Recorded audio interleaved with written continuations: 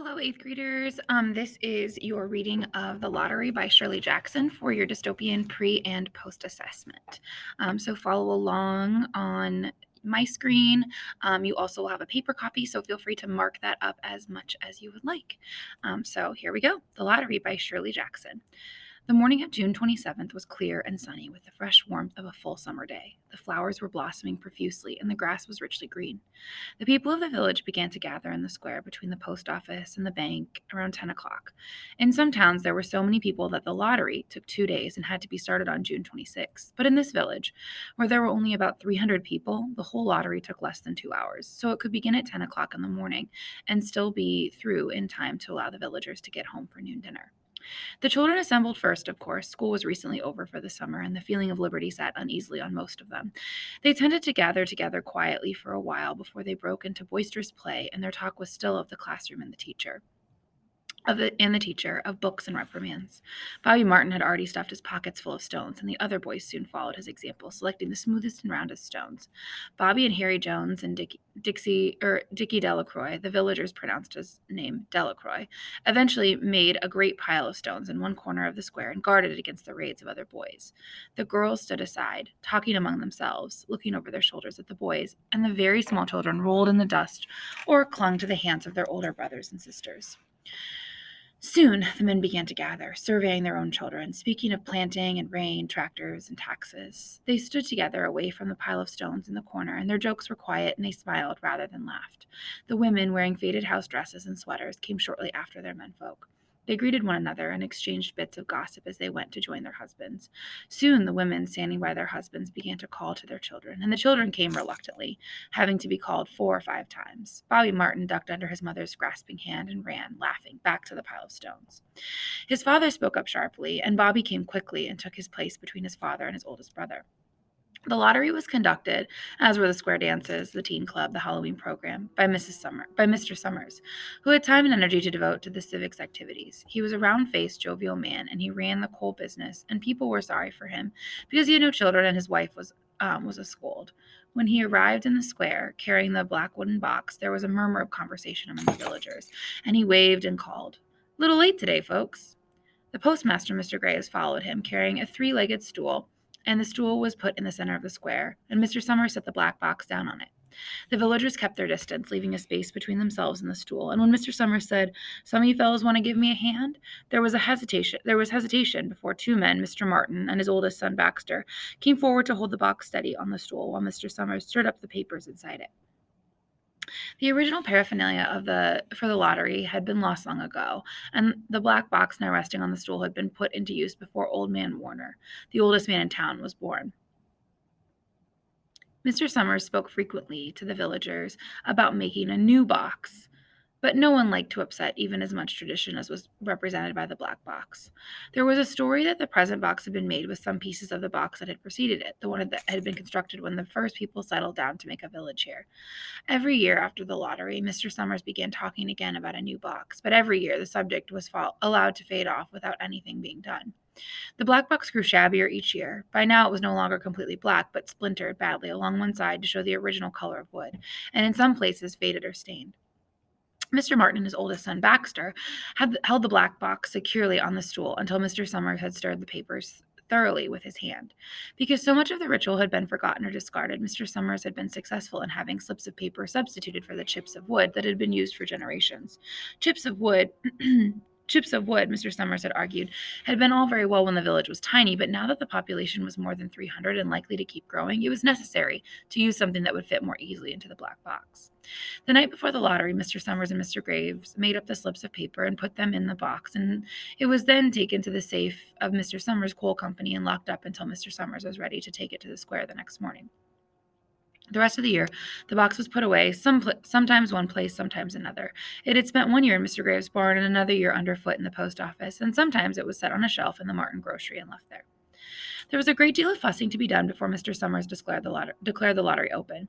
There were the lists to make up, the heads of families, heads of households in each family, members of each household in each family.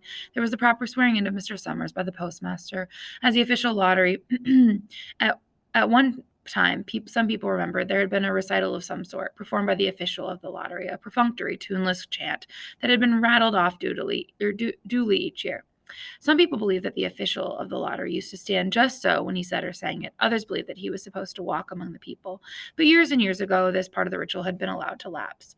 There had been also a ritual salute, which the official of the lottery had had to use in addressing each person who came up to draw from the box. But this had also changed with time until now it was felt necessary only for the official to speak to each person approaching. Mr. Summers was very good at all this. His clean white shirt and blue jeans, with one hand resting carelessly on the black box. He seemed very proper and important as he talked interminably to Mr. Graves and the Martins. Just as Mr. Summers finally left off talking and turned to the assembled villagers, Mrs. Hutchinson came hurriedly along the path to the square, her sweater thrown over her shoulder, and slid into place in the back of the crowd. Clean forgot what day it was, she said to Mrs. Delacroix, who stood next to her, and they both laughed softly. Thought my old man was out back stacking wood, Mrs. Hutchinson went on, and then I looked out the window, and the kids were gone, and I remembered it was the 27th and came a-running. She dried her hands on her apron, and Mrs. Delacroix said, "You're in time, though. They're still talking away up there." Mrs. Hutchinson craned her neck to see through the crowd and found her husband and children standing near the front. She tapped Mrs. Delacroix on the arm as a farewell and began to make her way through the crowd. The people separated good-humoredly to let her through, 2 or 3 people said, in voices just loud enough to be heard across the crowd. "Here comes your Mrs. Hutchinson," and Bill, she made it after all. Mrs. Hutchinson reached her husband, and Mr. Summers, who had been waiting, said cheerfully, "Thought we were going to have to get on without you, Tessie," Mrs. Hutchinson said, grinning. "Wouldn't have me leave my dishes in the sink now, would you, Joe?" And soft laughter ran through the crowd as the people stirred back into position after Mrs. Hutchinson's arrival. "Well, now," Mr. Summers said soberly, "guess we better get started, get this over with, so we can go back to work. Anybody ain't here?" "Dunbar," several people said. "Dunbar, Dunbar." Mr. Summers consulted his list. "Clyde Dunbar," he said. "That's right. He broke his leg, hasn't he? Who's drawing for him?" "Me, I guess," a woman said, and Mrs. Summers turned to look at her. "Wife draws for her husband." Mr. Summers said, "Don't you have a grown boy to do it for you, Janie?" Although Mr. Summers and everyone else in the village knew the answer perfectly well, it was the business of the official of the lottery to ask such questions formally. Mr. Summers waited with an expression of polite interest while Mrs. Dunbar answered. "Horace is not but 16 yet," Mrs. Dunbar said regretfully. "Guess I got to fill in for the old man this year." "Right," Mr. Summers said. He made a note on the list he was holding. Then he asked, Watson boy drawing this year?" A tall boy in the crowd raised his hand. "Here," he said, "I'm drawing from my mother and me." He blinked his eyes nervously and ducked his head as several voices in the crowd said things like, "Good fellow, Jack," and "Glad to see your mother's got a man to do it." "Well," Mrs. Summers said, "guess that's everyone. Old man Warner make it?" "Here," a voice said, and Mr. Summers nodded. A sudden hush fell on the crowd as Mr. Summers cleared his throat and looked at the list. "All ready?" he replied. "Now I'll read the names, heads of families first, and the men come up and take a paper out of the box. Keep the paper folded in your hand without looking at it until everyone has had a turn. Everything clear?" The people had done it so many times that they only half listened to the directions. Most of them were quiet, wetting their lips, not looking around. Then Mr. Summers raised one hand high and said, "Adams." A man disengaged himself from the crowd and came forward. "Hi, Steve," Mr. Summers said, and Mr. Adams said, "Hi, Joe." They grinned at one another humorously and nervously. Then Mr. Adams reached into the black box and took out a folded paper. He held it firmly by one corner as he turned and went hastily back to his place in the crowd, where he stood a little apart from his family, not looking down at his hand. "Allen," Mr. Summers said. "Anderson. Bentham." "Seems like there's no time at all between lotteries anymore," Mrs. Delacroix said to Mrs. Graves in the back row. "Seems like we got through the last one only last week." "Time sure goes fast," Mrs. Graves said. "Clark Delacroix?" "There goes my old man," Mrs. Delacroix said. She held her breath while her husband went forward. "Dunbar," Mr. Summers said, and Mrs. Dunbar went steadily to the box while one of the women said, "Go on, Janie," and another said, "There she goes."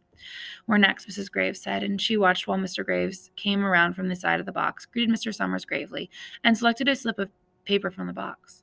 By now, all through the crowd, there were men holding the small folded papers in their large hands, turning them over and over nervously.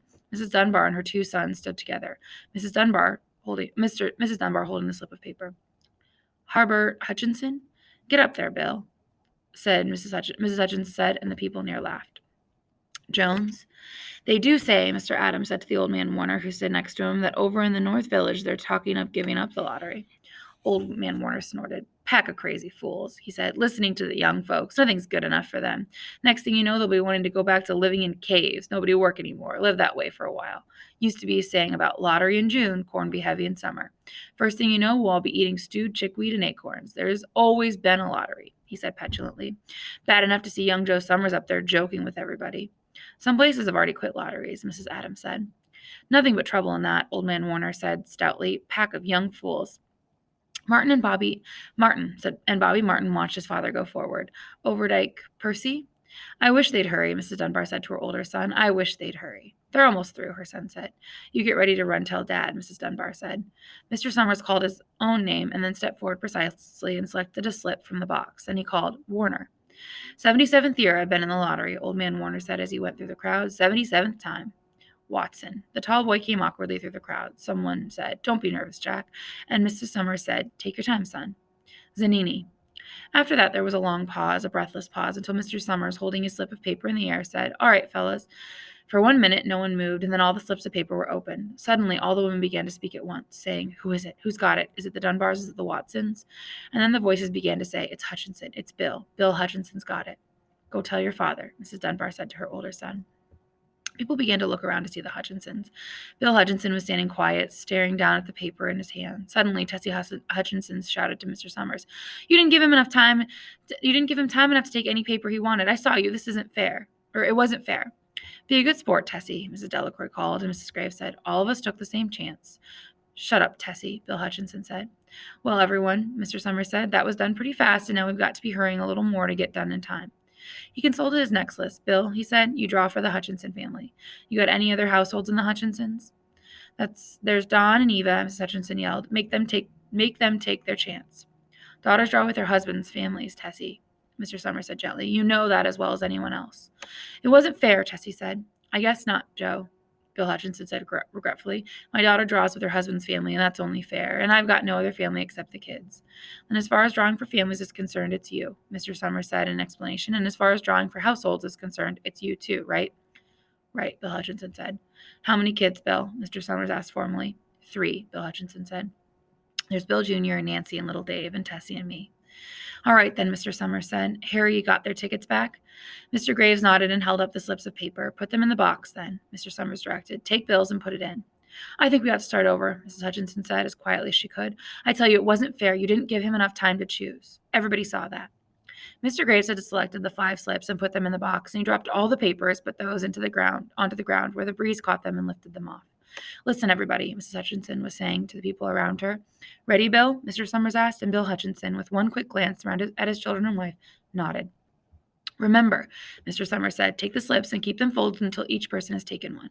Harry, you help little Dave." Mr. Graves took the hand of the little boy who came willingly with him up to the box. "Take a paper out of the box, Davy," Mr. Summers said. Davy put his hand on the box and laughed. "Take just one paper," Mr. Summers said. "Harry, you hold it for him." Mr. Graves took the child's hand and removed the folded paper from the tight fist and held it while little Dave stood next to him and looked at him wonderingly. "Nancy next," Mr. Summers said. Nancy was 12, and her school friends breathed heavily as she went forward, switching her skirt, and took a slip daintily from the box. "Bill Jr.," Mr. Summers said, and Bill, his face red with his feet over large, nearly knocked the box over as he got the paper out. "Tessie," Mr. Summers said. She hesitated for a minute, looking around defiantly, and then set her lips and went up to the box. She snatched a paper out and held it behind her. "Bill," Mr. Summers said, and Bill Hutchinson reached into the box and felt around, bringing his hand out at last with the slip of paper. The crowd was quiet. A girl whispered, "I hope it's not Nancy." And the sound of the whisper reached the edges of the crowd.